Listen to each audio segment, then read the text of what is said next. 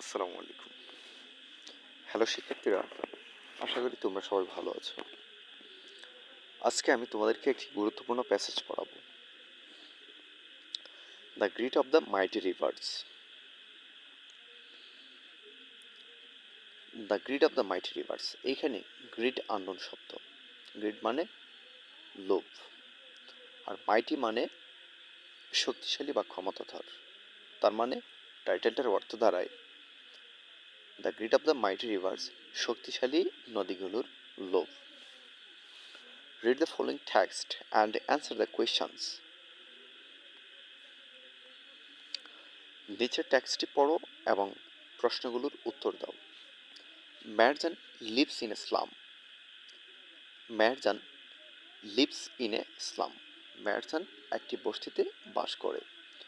On the Sirajganj town protection embankment. Sirajganj শহর সুরক্ষা বাঁধের উপর মেরজান একটি বস্তিতে বাস করে। The whispering wind from the river Jamuna makes the fire unsteady. তো এখানে হুইসপার থেকে হুইসপারিং এসেছে। হুইসপার মানে ফিসফিস করা। তো দ্য হুইসপারিং ওয়াইন্ড, ওয়াইন্ড মানে বাতাস। দ্য হুইসপারিং ওয়াইন্ড, ফিসফিসানি বাতাস from the river Jamuna, Jamuna হতে আসা ফিসফিসানি বাতাস মেক্স দ্য ফায়ার, আগুনটিকে করে তোলে আনস্টেডি, অস্থির বা নড়বড়ে করে তোলে। The dancing flames remind Marjan of the turmoil in her life. The dancing flames মানে নৃত্যরত অগ্নিশিখা, রিমাইন্ড মনে করিয়ে দেয় ম্যারজান অফ দ্য টার্মোইল, ম্যারজানকে মনে করিয়ে দেয় of the turmoil in her life, তার জীবনের যন্ত্রণা বা কষ্টের কথা মনে করিয়ে দেয়। এখানে রিমাইন্ড মানে মনে করিয়ে দেওয়া, আর টার্মোইল মানে যন্ত্রণা বা কষ্ট।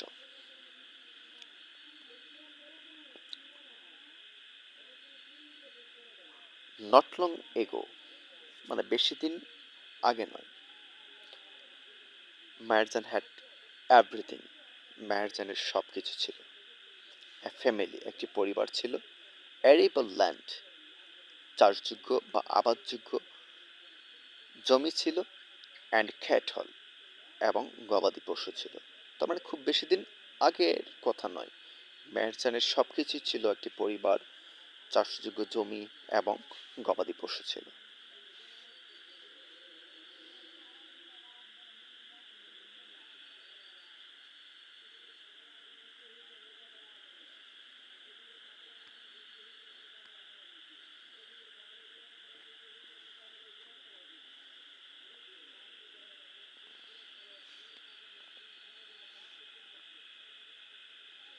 তো পরে দেখো, the erosion of the Jamuna, যমুনার ভাঙ্গন। ইরোশন মানে হলো ভাঙ্গন। The erosion of the Jamuna, যমুনার ভাঙ্গন। গ্র্যাজুয়ালি মানে ক্রমান্বয়ে বা ধীরে ধীরে। Consumed all her land property, consume মানে হলো গ্রাস করা, all her land property, land property মানে ভূসম্পত্তি। তার মানে the erosion of the Jamuna, যমুনার ভাঙ্গন, গ্র্যাজুয়ালি কনজিউমড ধীরে ধীরে গ্রাস করেছিল অল হার ল্যান্ড প্রপার্টি, তার সকল ভূসম্পত্তি ধীরে ধীরে গ্রাস করেছিল। পরে দেখো,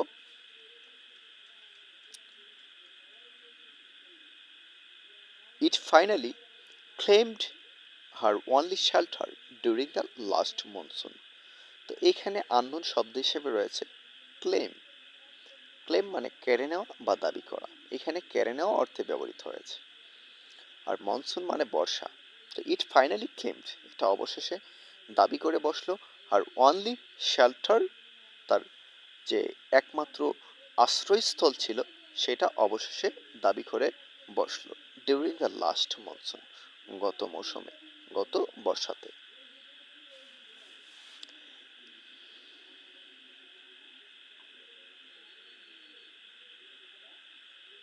It took River only a day to devour Matt's house. নদীটির it took the river. নদীটির লেগেছিল only a day. কেবলমাত্র একদিন লেগেছিল টু ডিভার ম্যাডস হাউস। ম্যাডসের হাউস ডিভার করতে মানে গ্রাস করতে। তাহলে ম্যাডসের যে গড়বাড়ি গ্রাস করতে নদীটির একদিন লেগেছিল। গাছপালা, ভেজিটেবল গার্ডেন, শাকসবজি সবজি বাগান, অ্যান্ড দ্য ব্যাম্বু বুশ এবং বাঁশের ঝাড়। তাহলে ম্যাডসের ঘরবাড়ি, গাছপালা, সবজি বাগান এবং বাঁশের ঝাড় গ্রাস করতে নদীটির একদিন লেগেছিল।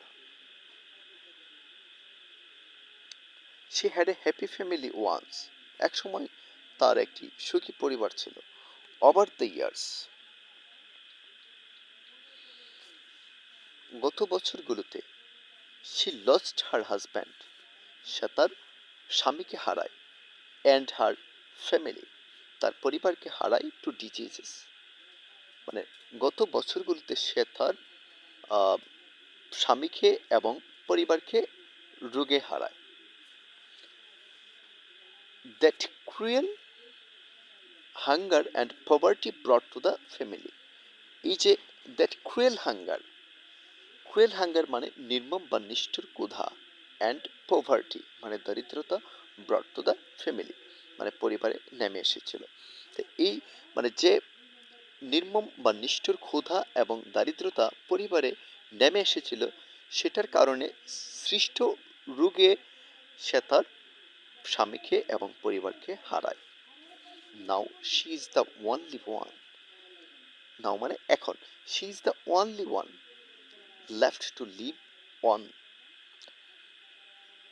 এখন সে একমাত্র বেঁচে রয়েছে with the loss and the pain মানে ক্ষতি এবং কষ্ট নিয়ে এখন সে একমাত্র সেই বেঁচে রয়েছে। The greedy Jamuna has shattered her dreams and happiness. The greedy Jamuna,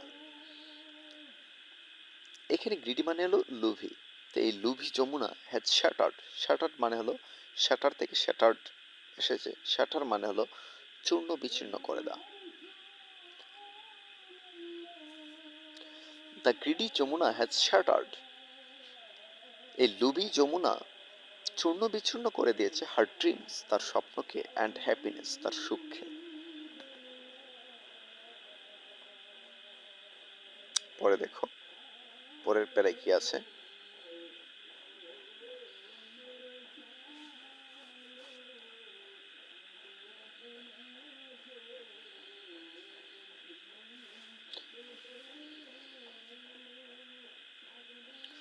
There are thousand others waiting to share the same fate like Merjan.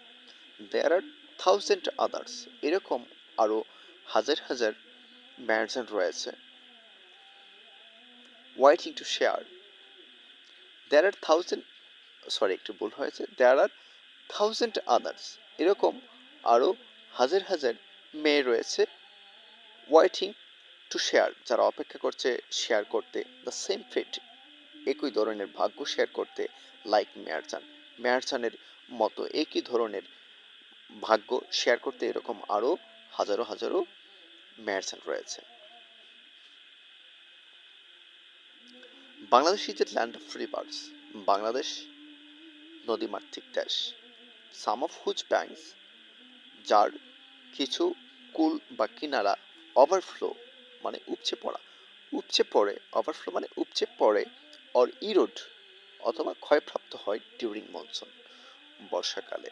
তাহলে বাংলাদেশ নদীমাতৃক দেশ যার কিছু কুল বা কিনারা উপচে পড়ে অথবা ক্ষয়প্রাপ্ত হয় বর্ষাকালে।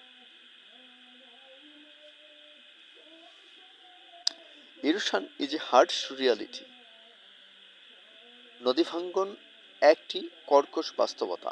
এখানে ইরোশন মানে ভাঙ্গন, হার্শ মানে কর্কশ, রিয়ালিটি মানে বাস্তবতা।